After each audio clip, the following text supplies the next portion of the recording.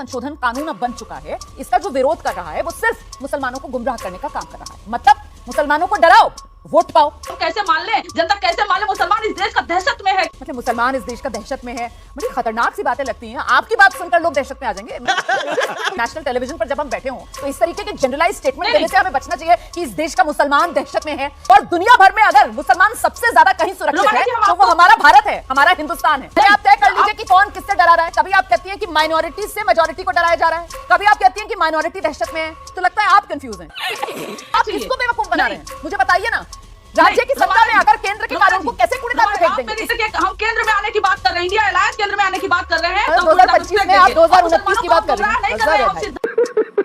महान है तेजस्वी यादव जी। एक बार फिर से तेजस्वी यादव जी ने इस बात का परिचय दिया है कि उनके पास संसदीय परंपरा तक की कोई जानकारी नहीं है और उनके प्रवक्ता भी बेशर्मी से इस बात को डिफेंड कर रहे हैं। नीतीश कुमार जी, उनका बैकबोन जो है ना, हड्डी, वो सीधी नहीं बची है। चाहे गठबंधन का स्वरूप कुछ भी हो, अब भी लालू प्रसाद यादव जी ललायित रहते हैं कि नीतीश जी का नेतृत्व मिल जाएगा तो शायद फिर से इनके बेटे को उनकी पार्टी को सहारा मिल जाए और ये सत्ता तक पहुंच जाए। गिरगिट भी शर्मा जाए कैसे। गजब बेइज्जती है। तेजस्वी जी बिहार से बैठे बैठे इंडिया गेट भी हिला सकते हैं, उनके पास दिव्य शक्ति हो सकती है। अभी तक आप इस वीडियो को देख रहे हो तो प्लीज चैनल को सब्सक्राइब कीजिए। तेजस्वी यादव ने विवादित बयान किया जिस पर ये बहस चल रही थी और एंकर ने कंचना यादव से सवाल पूछे। कंचना यादव तो जवाब दे न सकी, फिर भी जेडीयू और बीजेपी को गलत साबित किया और दोनों में जोरदार बहस हुई। क्या कुछ हुआ, शुरू से अंत तक इस डिबेट को देखें और चैनल को जरूर सब्सक्राइब कीजिए। तो चलिए वीडियो को शुरुआत करते हैं। जो बात बार बार सत्ता पक्ष की तरफ से कही जा रही है वो यही कि विपक्ष ये जो वक्फ संशोधन कानून अब बन चुका है इसका जो विरोध कर रहा है वो सिर्फ मुसलमानों को गुमराह करने का काम कर रहा है। मतलब मुसलमानों को डराओ, वोट पाओ। बात तो सही है कंचना जी, सही है। यही फलसफा आरजेडी का भी। ये लोग जो हमेशा डरा कर माइनॉरिटी से मेजोरिटी को डरा कर वोट लेते हैं, रोमाना जी, जो पोलराइजेशन करते हैं वो दूसरों पर आरोप न लगाएं तो बढ़िया है। और ये कहते हैं कि हम शिक्षा, सुरक्षा, स्वास्थ्य, रोजगार के लिए, अभी बताया ना कांग्रेस की प्रवक्ता ने कि मौलाना आजाद नेशनल फेलोशिप किसने बंद किया? भारतीय जनता पार्टी ने बंद किया। 2 यूनिवर्सिटी है मुसलमानों के नाम पर, अलीगढ़ मुस्लिम यूनिवर्सिटी और जामिया मिलिया इस्लामिया। दोनों में इनकी नजरें घुसी रहती हैं, दोनों इनकी आंखों में धंसती हैं। आप जब शिक्षा दे नहीं सकते, फेलोशिप दे नहीं सकते तो रोजगार कहां से देंगे? अच्छा अरे इतने हितैषी है तो आपके कितने मेंबर ऑफ पार्लियामेंट मुसलमान हैं? ये तो बता दीजिए। राज्यसभा में, लोकसभा में, यूपी में कितने एमएलए आपके मुसलमान हैं? बिहार में कितने एमएलए आपके मुसलमान हैं? आपने तो मुसलमानों का रिप्रेजेंटेशन दिया नहीं। आप अचानक से हितैषी कैसे हो गए? हमेशा आक्रमण करने वाले मुसलमानों पर, कभी कहते हैं वोटिंग राइट छीन लेंगे। इनके जो केतकी सिंह है, होली के टाइम पे कहती है मुसलमानों के लिए अलग से अस्पताल बना दिया जाए। अब स्वास्थ्य की चिंता ये लोग कर रहे हैं। एक तरफ इनका कैसा बयान, दूसरी तरफ इनका कैसा बयान। हम कैसे मान ले, जनता कैसे मान ले मुसलमान इस देश का दहशत में है? कैसे मान ले कि हितैषी हो सकते हैं? कंचना जी, थोड़ा आराम से। मतलब मुसलमान इस देश का दहशत में है, बड़ी खतरनाक सी बातें लगती हैं। आपकी बात सुनकर लोग दहशत में आ जाएंगे। मतलब इतना भयानक माहौल देश के अंदर, मेरे ख्याल से ऐसी बातें बचना चाहिए हमें। नेशनल टेलीविजन पर जब हम बैठे हों तो इस तरीके के जनरलाइज स्टेटमेंट देने से हमें बचना चाहिए कि इस देश का मुसलमान दहशत में है। इस देश में मुसलमानों की आबादी जानती है ना आप, रोमाना जी, है ना? और इस देश का नागरिक जो है, संविधान जो है, संविधान की सबसे बड़ी ढाल इस देश के हर नागरिक के पास है। शुक्र अदा कीजिए कि इस देश का हर नागरिक पूरी तरीके से सुरक्षित है और दुनिया भर में अगर मुसलमान सबसे ज्यादा कहीं सुरक्षित है तो वो हमारा भारत है, हमारा हिंदुस्तान है। सही बात है। ये बात है। तो प्लीज इस तरीके के जनरलाइज स्टेटमेंट्स मत दीजिए कि देश का मुसलमान दहशत में है। हाथ जोड़कर मेरा आपसे निवेदन है, प्लीज मेरा सवाल सुनिए।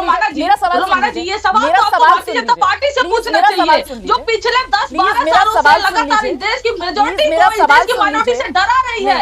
ये सवाल तो आपको भारतीय जनता पार्टी से अब आप तय कर लीजिए कि कौन दहशत में है। एक मिनट कंचना जी, आपसे ही मेरा सवाल है। पहले आप तय कर लीजिए कि कौन किससे डरा रहा है। कभी आप कहती हैं कि माइनॉरिटी से मेजॉरिटी को डराया जा रहा है, कभी आप कहती हैं कि माइनॉरिटी दहशत में है। तो लगता है आप कंफ्यूज हैं। लेकिन आप मुझे बताइए, इस कंफ्यूजन में कहीं ऐसा तो नहीं है कि आरजेडी जनता को कंफ्यूज कर रही है और वो भी बिहार की जनता को आपके नेता तेजस्वी यादव कंफ्यूज कर रहे हैं? वो कह रहे हैं हम सत्ता में आएंगे तो इस कानून को कूड़ेदान में फेंक देंगे। तो मेरे जवाब से बड़ा आपका सवाल है, विधानसभा का लड़ना है मेरे और जवाब आप से केंद्र बड़ा के आपका कानून को सवाल कह रहे हैं कि आप कूड़ेदान में फेंक देंगे। आप किसको बेवकूफ बना रहे हैं, मुझे बताइए ना। राज्य की सत्ता में आकर केंद्र के कानून को कैसे कूड़ेदान में फेंक देंगे? इसका जवाब दे दीजिए। मेरे जवाब को सुनेंगी तब आपको समझ में आएगा। डराने का, धमकाने का, अगर वोटिंग राइट छीनने का, मुसलमानों को देश से निकालने का, पाकिस्तान पहुंचाने का, अफगानिस्तान पहुंचाने का, तालिबान पहुंचाने का, अगर ठेका ले रखा है ना रोमाना जी, तो ये भारतीय जनता पार्टी ने ले रखा है, हमने नहीं लिया है। हमने कभी ये नहीं कहा कौन कैसे है, ये दहशत फैलाने का काम जो कौन करता है वो आप जानती है। होली में नमाज आप छत पे अपने नहीं पढ़ सकते, रोड पर नहीं पढ़ सकते, आप यहाँ नहीं कर सकते। आपसे मैं पूछती हूँ, अगर कोई भी स्टेट सरकार अमेंड करके किसी मंदिर के ट्रस्ट में मुसलमानों को डाल दिया जाए, तो क्या भारतीय जनता पार्टी नहीं कहेगी कि इस देश के मुसलमानों को कैसे घुसाया जा रहा है, उनका आरक्षण छीना जा रहा है, मंगलसूत्र छीन कर दे दिया जाएगा, भैंस छीन कर दे दिया जाएगा, क्या छीन कर दिया जाएगा, दाढ़ी वाले टोपी वाले, इस तरह की भाषा कौन इस्तेमाल करता है रोमाना जी? हम करते हैं क्या? लगातार एक ट्रेन में जाते हुए एक बुजुर्ग मुसलमान की अगर सब उसको घेरते हैं और कहते हैं डिब्बे में दिखाओ क्या है, आप लिंचिंग कर देते हैं गौ हत्या के नाम पर, तो कौन करता, दहशत कौन फैला रहा है? अगर ये हकीकत नहीं तो आप बताइए कि भारतीय जनता पार्टी के सरकार में आने के बाद कितना ज्यादा दंगे मुसलमान, हिंदू और पाकिस्तान इस तरह की भाषा हुई है, इस तरह की हत्या हुई है गौ हत्या के नाम पर, तो दहशत कौन फैलाए देश में? हम फैलाए हैं क्या? अरे बेटे तुझे थकान नहीं लग रही? आप अगर मुसलमान को डाल रहे हैं, मैं फिर से कहती हूँ कि आप जो बातें कह रही हैं, उनमें से बहुत से इंसिडेंट्स ऐसे हैं जो बिल्कुल न्यूज में हमने भी रिपोर्ट किए, लेकिन बात यह है कि ये सारे इंसिडेंट्स जो हैं वो लॉ एंड ऑर्डर से जुड़े हुए मामले हैं, और इन मामलों को लेकर अगर आप ये कहें कि देश का मुसलमान दहशत में है, तो मैं फिर से आपसे कहूंगी, आप आरजेडी की प्रवक्ता है, एक राजनीतिक दल की आप प्रवक्ता है, आपको इस तरीके के जनरलाइज स्टेटमेंट्स देने से बचना चाहिए कि हिंदुस्तान का मुसलमान दहशत में है, क्योंकि ये बहुत बड़ी बात और बहुत गंभीर बात आप कहती हैं जब आप इस तरीके की बात करती हैं। एक सेकंड, आपने विस्तार से अपनी बात रखी है, चिल्लाइए नहीं, प्लीज चिल्लाइए नहीं, आराम से अपनी बात रखिए, आराम से अपनी बात रखिए, एक सेकंड, मैं इस पर शाजिया इल्मी से जवाब लूंगी, लेकिन क्या आपके पास मेरे सवाल का जवाब था? तेजस्वी यादव मुसलमानों को क्यों गुमराह कर रहे हैं? तेजस्वी यादव बिहार के लोगों को क्यों गुमराह कर रहे हैं? हम सत्ता में आएंगे और कानून को कूड़ेदान में फेंक देंगे, वो ऐसा कैसे कर सकते हैं? अगर आप लोग बिहार की सत्ता में आ भी जाएंगे तो भी आप केंद्र के कानून को राज्य की सत्ता में आकर कैसे कूड़ेदान में फेंक देंगे? बताइए। 10 सेकंड, हम केंद्र में आने की बात कर रहे हैं, इंडिया अलायंस केंद्र में आने की बात कर रहे हैं। सबसे पहली बात, इंडिया अलायंस के केंद्र में आने की बात हो रही है कि जब हम केंद्र सरकार में आएंगे, मतलब 2025 में आप 2029 की बात कर रहे हैं। सिद्धांत पे अपने खड़े हैं, और कोई अपने सिद्धांत पे नहीं खड़ा है तो नीतीश कुमार जी, उनका बैकबोन जो है ना, हड्डी, वो सीधी नहीं बची है अब, और वो है चिराग पासवान जी, जिनकी रीढ़ की हड्डी सीधी नहीं बची है। अब झुक चुके हैं ये लोग भारतीय जनता पार्टी के साथ अपना अस्तित्व खत्म करने के लिए। जान लेते हैं ना कौन सिद्धांत पर खड़ा हुआ है और किसकी रीढ़ की हड्डी जो है उसमें लचक आ गई है, किसकी रीढ़ की हड्डी सीधी नहीं है। लेकर आइए अभिषेक झा को, जानेंगे। आ रही हूँ शाजिया, उसके बाद आपके पास आऊंगी मैं, लेकिन पहले एक रिएक्शन अभिषेक झा से यहाँ पढ़ लेंगे। सुना आपने, कंचना कह रही है कि साहब नीतीश कुमार की रीढ़ की हड्डी जो है उसमें दम नहीं रहा है, नीतीश कुमार झुक गए हैं। बताइए जरा, झुक गए नीतीश कुमार, दम नहीं रहा नीतीश कुमार में। अब नीतीश कुमार जो है वो मुसलमानों के अधिकारों की रक्षा नहीं कर सकते हैं क्या? आरजेडी यही आरोप लगा रही है। आइए देखते मजा आएगा। अब आरजेडी से आप और क्या उम्मीद कर सकती है? नीतीश कुमार जी की रीढ़ की हड्डी अगर नहीं होती तो यही आरजेडी कहती है कि हमारी पार्टी तीसरे नंबर की पार्टी, हमारे पास 45 विधायक हैं, फिर भी मुख्यमंत्री नीतीश कुमार जी ही कैसे हैं? चाहे गठबंधन का स्वरूप कुछ भी हो, अब भी लालू प्रसाद यादव जी ललायित रहते हैं कि नीतीश जी का नेतृत्व मिल जाएगा तो शायद फिर से इनके बेटे को, उनकी पार्टी को सहारा मिल जाए और ये सत्ता तक पहुंच जाए। सही पकड़े हैं। तो खैर इनकी बातों में विरोधाभास है। सही। वक्फ संशोधन बिल पास हो चुका है रोमाना जी, कानून बन गया, अब चैप्टर बदल चुका है, और इस बदले हुए चैप्टर में इनका बदला हुआ, हाँ भाई, अब इनके बदले हुए चैप्टर में जरा बदला हुआ स्वरूप देखिए, गिरगिट भी शर्मा जाए कैसे, गजब बेइज्जती है। अब ये एक तरफ कह रहे हैं कि हम कोर्ट में जाएंगे, कोर्ट में जाने के लिए कोई भी स्वतंत्र है, किसी को भी अगर बात पछती नहीं जा सकते हैं, लेकिन महान है तेजस्वी यादव जी।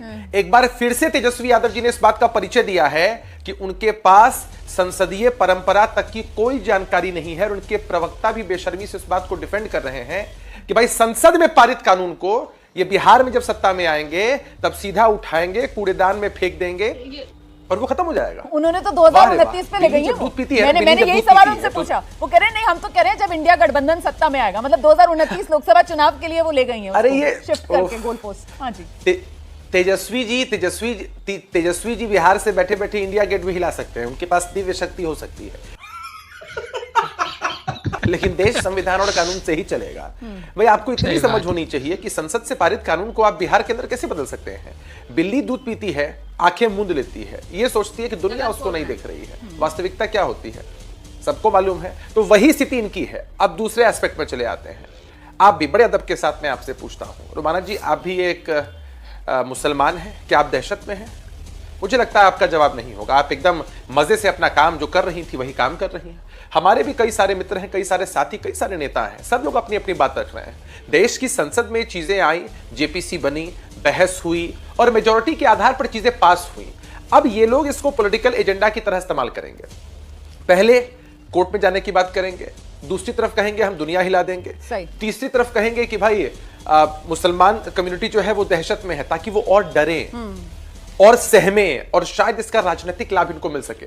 है क्या कि जो पसमानदा कम्युनिटी है मुसलमानों की, या फिर जो गरीब तबके के मुसलमान हैं, जो बेवाएं हैं, उनको मालूम है कि उनके हक में ये चीजें हुई हैं। और मैं हमेशा इस बात को कहता हूं कि the only thing which is constant in this universe is change. Romana ji, जो सबसे स्थायी इस ब्रह्मांड में है वो बदलाव है। साल 2013 में जो मोबाइल फोन हम इस्तेमाल करते थे अच्छा था, बेहतर था, लेकिन क्या अब भी साल 2013 वाला ही मोबाइल फोन आप इस्तेमाल कर रहे हैं? नहीं ना। साल 2025 में हम 2025 का मॉडल इस्तेमाल कर रहे हैं। सही बात। तो भाई अपग्रेडेशन हर चीज की होती है। डिस्कशन हुआ, हो सकता है आज जो संशोधन हुए हैं हमें लगेगा 10 वर्षों के बाद इसमें और संशोधन की आवश्यकता है।